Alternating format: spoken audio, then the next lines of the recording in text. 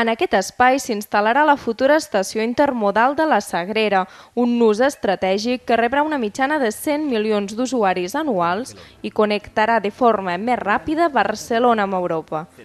En l'acte d'inici de les obres de la nova estació, el president de la Generalitat, José Montilla, ha destacat que les dificultats pressupostàries no afectaran aquesta infraestructura clau. Perquè ni Espanya, ni Catalunya, ni Barcelona no es poden permetre retardar més la connexió de l'alta velocitat amb Europa. Fa massa anys que esperem, fa massa anys que afecta negativament a la nostra competitivitat com a país. I sé que el ministre entén que no podem permetre un nou ajornament d'una infraestructura clau com aquesta i en aquest sentit, com no, l'acte d'avui és especialment significatiu. El cap de l'executiu ha afirmat que aquest és un dels projectes més emblemàtics que s'estan duent a terme a Catalunya i a Espanya.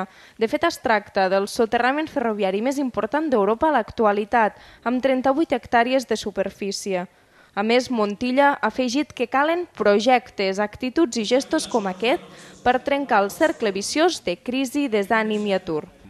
L'estació de la Sagrera es construirà seguint criteris d'eficiència energètica i sostenibilitat i serà completament accessible a persones amb discapacitat.